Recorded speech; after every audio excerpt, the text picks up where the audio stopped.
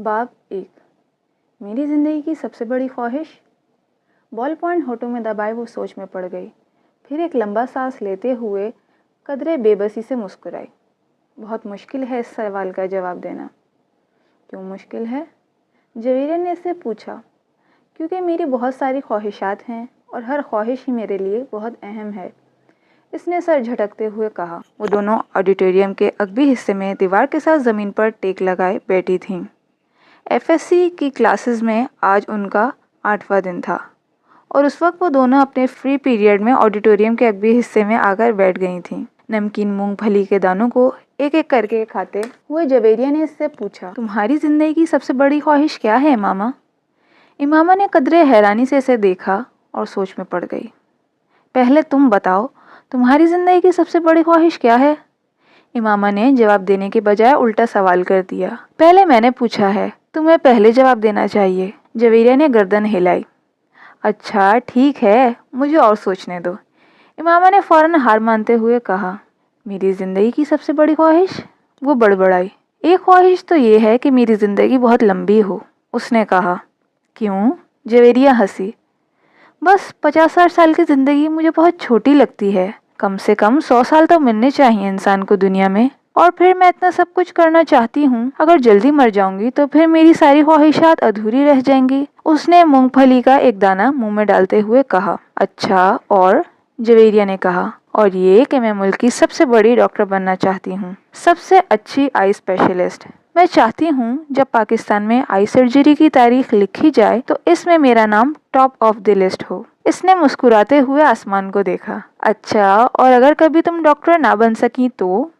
जवेरिया ने कहा। आखिर ये मेरिट और किस्मत की बात है, ऐसा मुमकिन ही नहीं है। मैं इतनी मेहनत कर रही हूँ कि मेरिट पर हर सूरत आऊंगी। फिर मेरे वालिदैन के पास इतना पैसा है कि मैं अगर यहाँ किसी मेडिकल कॉलेज में ना जा सकी तो वो मुझे बैरून मुल्क भिजवा देंगे।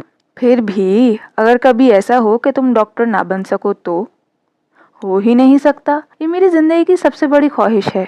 मैं इस प्रोफेशन के लिए सब कुछ छोड़ सकती हूँ। ये मेरा ख्वाब है और ख्वाबों को भला कैसे छोड़ा या भुलाया जा सकता है?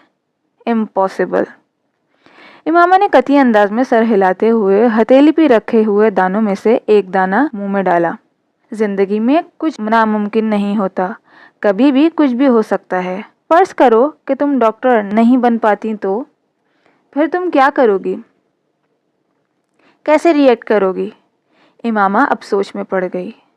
पहले तो मैं बहुत रोऊंगी, बहुत ही ज़्यादा, कई दिन, और फिर मैं मर जाऊंगी। जवेरिया बेख्तियार हंसी।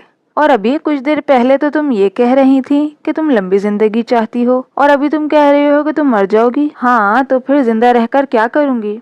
सारे प्लान्स ही मेरे मेडिकल के हवाले से हैं और ये चीज़ ज़िंदगी से निकल गई तो फिर बाकी रहेगा क्या? यानी तुम्हारी एक बड़ी ख्वाहिश दूसरी बड़ी ख्वाहिश को ख़त्म कर देगी? तुम यही समझ लो। तो फिर इसका मतलब तो यही हुआ कि तुम्हारी सबसे बड़ी ख्वाहिश डॉक्टर बनना है, लंबी ज़िंदगी पाना नहीं। तुम कह सकती हो। अच्छा अगर तुम डॉक्टर ना बन सकी तो फिर मरोगी कैसे? खुदकुशी करोगी या तिब्बी मौत? जवेरिया ने बड़ी दिलचस्पी से पूछा। तिब्बी मौत ही मरूंगी, खुदकुशी तो कर ही नहीं सकती, इमामा ने लापरवाही से कहा।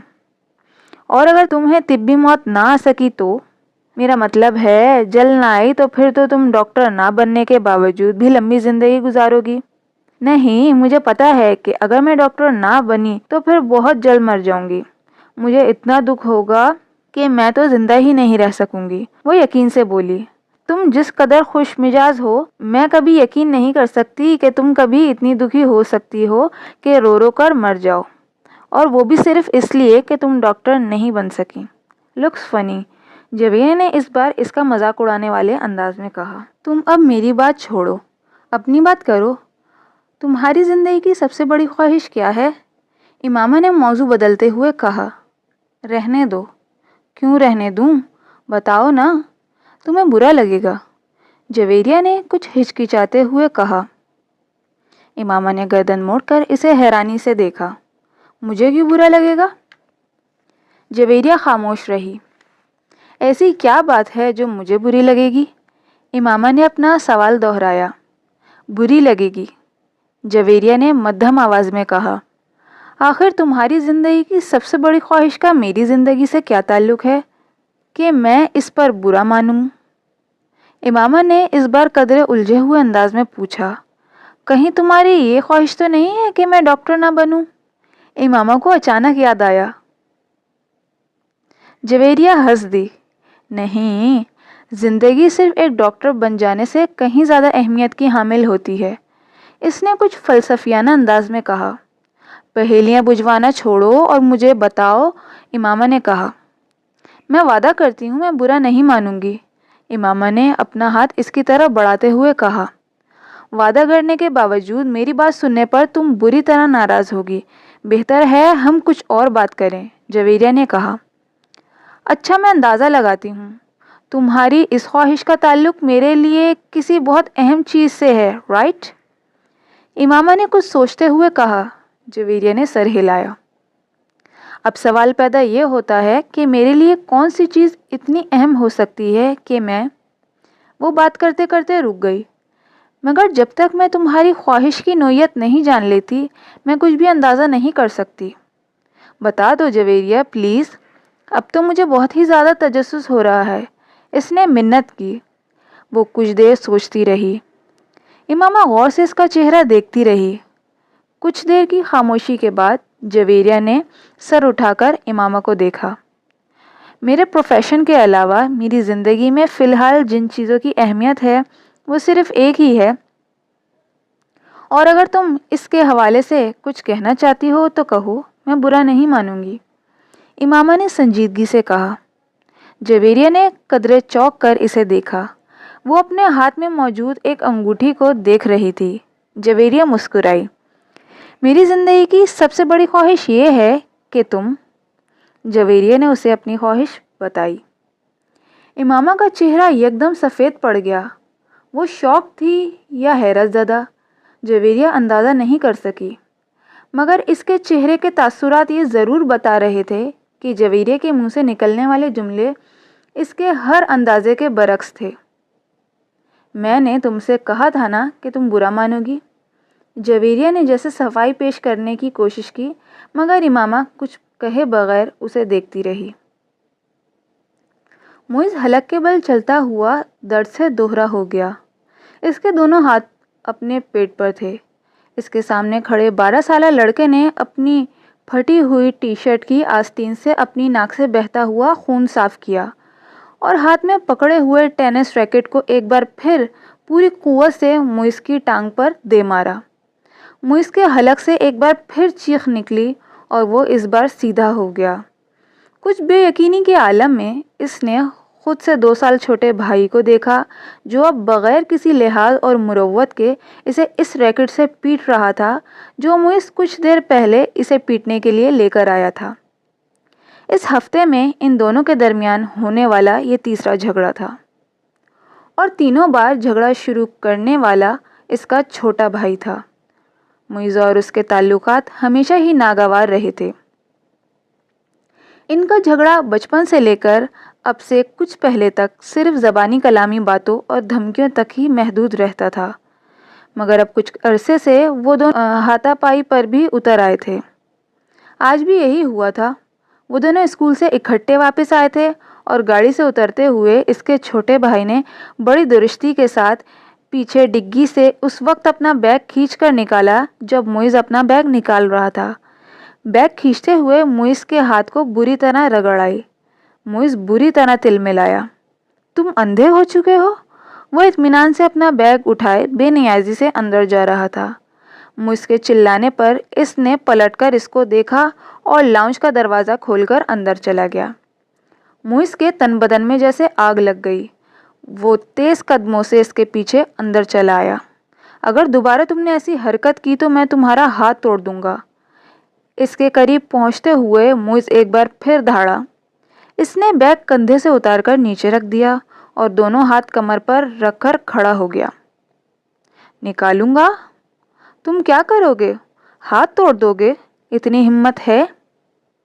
یہ میں تمہیں اس وقت بتاؤں گا جب تم دوبارہ یہ حرکت کرو گے۔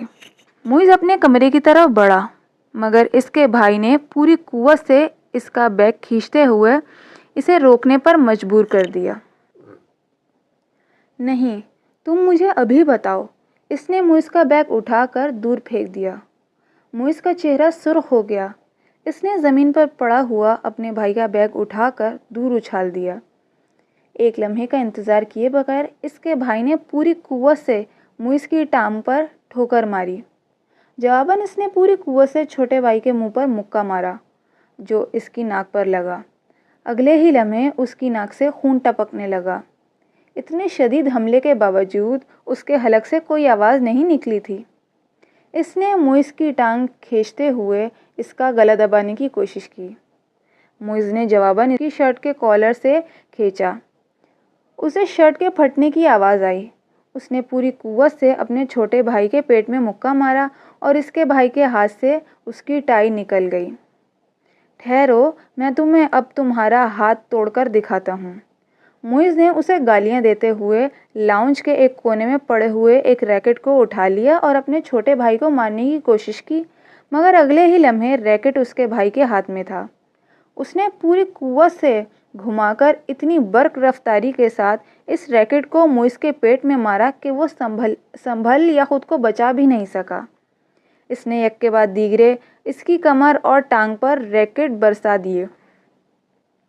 اندر سے ان دونوں کا بڑا بھائی اشتعال کے عالم میں باہر لاؤنج میں آ گیا۔ کیا تکلیف ہے تم دونوں کو؟ گھر میں آتے ہی ہنگامہ شروع کر دیتے ہو۔